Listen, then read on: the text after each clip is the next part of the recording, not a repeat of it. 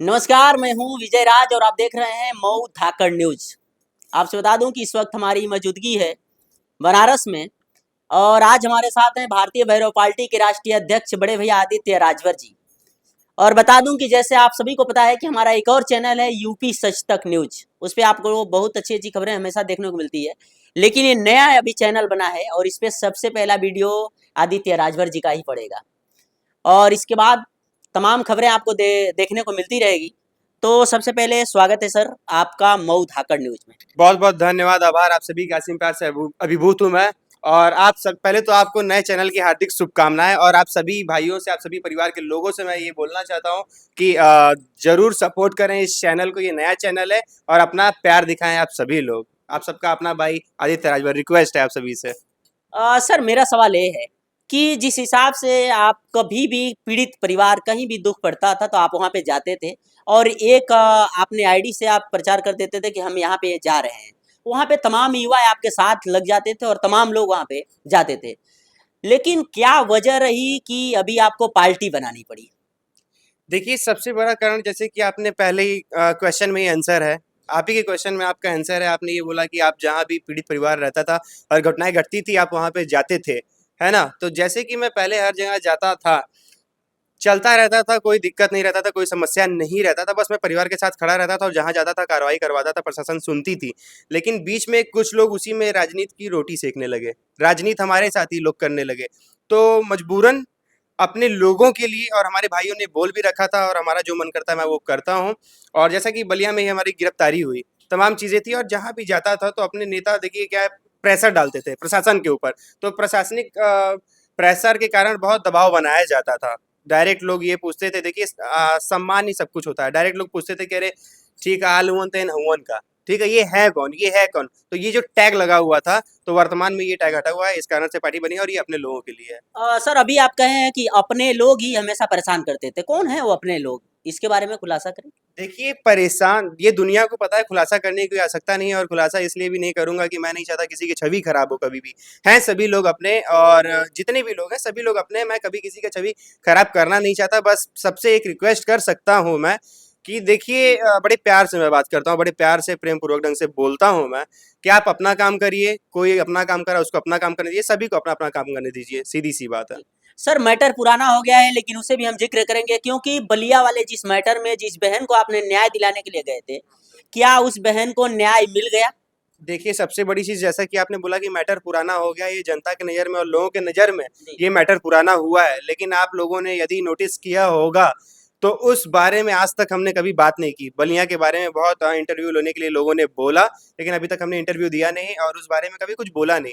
लेकिन ये मैटर पुराना नहीं, ये मैटर तो समझ लीजिए अभी भी हमारे मन में है, और ये मैटर आज नहीं कल आप लोगों को देखने को मिलेगा। जी। सीधी-सी बात है। यानी माना जाए कि आदित्य राजभर बलिया में उस बहन को न्याय दिलाने के लिए दोबारा अपनी लड़ाई लड़ेंगे? अभी तो अपने ही लोगों का हाथ है कि उस कारण से बोल नहीं पा रहा। मैं तो देखिए जितना प्रयास कर सकता था, इंसान प्रयास कर सकता है। जितना प्रयास कर सकता था उतना प्रयास किया, एक बच्ची के लिए वहाँ पे गया और मैं तो जेल भी गया था। देखिए सीधी-सी बात है, आप लोगों के सामने कोई झूठे-पाट नहीं बोल रहा। दुनिया देखा था। एक बच्ची के लिए जेल गया था, लेकिन वहाँ पे उस बच्ची के लिए कोई भी खड़ा नहीं था। और अकेले आदमी क्या करेगा? समझ रहे हैं? लेकिन जितना भी किया ठीक है, अच्छी बात है, जो हो सकता था किया मैंने, लेकिन आगे भी जारी रहेगा। जी। सर मेरा सवाल ये है कि आप जिस हिसाब से इस समय माना जाए कि आपकी पार्टी बन चुकी है, आप खुद एक नेता बन चुके हैं, लेकिन नेता हैं तो जिस हिसाब से आपका हुलिया है, बाल दाढ़ी और ये गोल्डन इतना हाथों में गले में, तो इसे क्या माना जाए? लोगों के अंदर क्या बीच में जा करके क्या साबित करना चाहते हैं ये सब दिखा करके? देखिए, सबसे बड़ी चीज़ कि आप नेता मान रहे हैं या जो भी नेता मान रहा हो, मैं खुद को नेता नहीं मानता। मैं जैसे पहले था, अपने भाइयों का सर भाई। नहीं मान रहे लेकिन पार्टी बन चुकी है, पार्टी के राष्ट्रीय अध्यक्ष है, नेता तो है ना आप? ये वास्तविकता है, पार्टी बन चुकी है, एक पद पे हूँ कि राष्ट्रीय अध्यक्ष हूँ। लेकिन व्यक्तिगत रूप से इसमें मेरे भाइयों में, मेरे परिवार में और मेरे दल में कोई भी, मतलब जैसा पहले था सब कुछ वैसा ही है, कोई भेदभाव नहीं हुआ। अपने भाइयों के लिए अभी भी भाई हूँ, माताओं के लिए उनका बेटा हूँ, और मेरे लिए भी वही चीज़ है। जी। सर इससे पहले मैंने एक बार गाजीपुर में आपका इंटरव्यू किया था, पार्टी नहीं भी बनी थी, उससे पहले आपसे पूछा गया था कि किसको आप ज़्यादा सपोर्ट करते हैं, कौन सी पार्टी को? तो आपका कहना था कि हम बीजेपी को ज़्यादा सपोर्ट करते हैं। मैं तो इस समय वर्तमान में क्या माना माना जाए, अगर पार्टी बन चुकी है तो अभी सामने चुनाव है, 27 का चुनाव अगर आता है तो किसके साथ गठबंधन करके चुनाव लड़ा जाएगा या अकेले चुनाव लड़ा जाएगा? जैसा कि आपने पूछा और आपने ये बोला कि मैंने गाजीपुर में पूछा हुआ था कि किस पार्टी को सपोर्ट करते हैं। मैंने क्या बोला कि जो अच्छा काम करता है जो अच्छा काम करता है मैं उसको सपोर्ट करता हूँ और मैं हिंदुत्व को बहुत मानता हूँ, हिंदुत्व को आगे लेके चलता हूँ। और परम पूजनीय आदरणीय योगी आदित्यनाथ जी ने हिंदुत्व को कितना आगे बढ़ाया है ये दुनिया को पता है, ठीक है? जितना भगवा उन्होंने लहराया, तो इस कारण से मैं भाजपा को सपोर्ट करता था और वास्तविकता में करता हूँ, क्योंकि भाजपा अभी भी हिंदुत्व को लेके चल रही है। जब तक हिंदुत्व को लेके चलती रहेगी मैं भाजपा को सपोर्ट करूँगा। तो सीधी सी क्या बात। माना जाए 27 में जो चुनाव आता है विधानसभा का, तो उसमें अगर आवश्यकता पड़ी किसी पार्टी से गठबंधन करना पड़ा तो बीजेपी से गठबंधन किया जाएगा या स्वदेव भारतीय समाज पार्टी से गठबंधन किया जाएगा?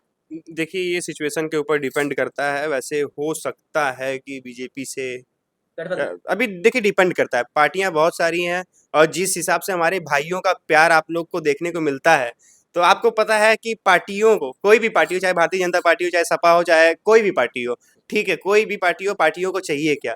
पार्टियों को आवश्यकता किस चीज़ की है? और जिस चीज़ की आवश्यकता पार्टियों को है, वो आदित्य राजभर के पास है कि नहीं आप लोगों को पता है।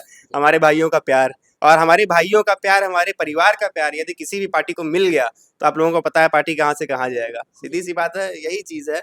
अब क्या बोला जाए, आप लोग खुद समझदार हैं। चलिए सर, चैनल में समय दिए उसके लिए बहुत बहुत धन्यवाद। बहुत बहुत धन्यवाद। महादेव जय श्री राम। चलिए आपसे बता दूं कि अभी हमारे साथ रहे भारतीय भैरव पार्टी के राष्ट्रीय अध्यक्ष बड़े भैया आदित्य राजभर जी। आदित्य राजभर जी कह रहे हैं कि जिस हिसाब से बलिया में हमारा एक जिस बहन को न्याय दिलाने के लिए आदित्य राजभर जी गए थे, वहाँ पे तमाम सामना करना पड़ा। हमारे चैनल के माध्यम से आप भी देखे होंगे, वीडियो शुरू से लास्ट तक हम लोग दिखाने का काम किए थे। और जब आदित्य राजभर जी जेल चले गए तो उस बहन के पास भी पहुंच करके हम लोग दिखाए थे कि मामला क्या था।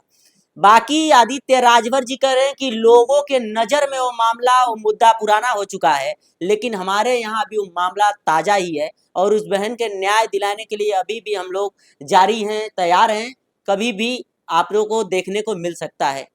बाकी आदित्य राजभर जी कह रहे हैं कि 27 में हमारी पार्टी जो बनी है, 27 में चुनाव आता है विधानसभा का, उसमें गठबंधन की बात आई तो आने वाले समय में हो सकता है, पेंडिंग रखे हैं अभी भी, कि बीजेपी से गठबंधन शायद हो सकता है। बाकी आदित्य राजभर जी के बातों से कितना सहमत हैं अपनी राय कमेंट बॉक्स में जरूर दीजिएगा। मिलते हैं किसी और वीडियो के साथ, तब तक के लिए जय हिंद।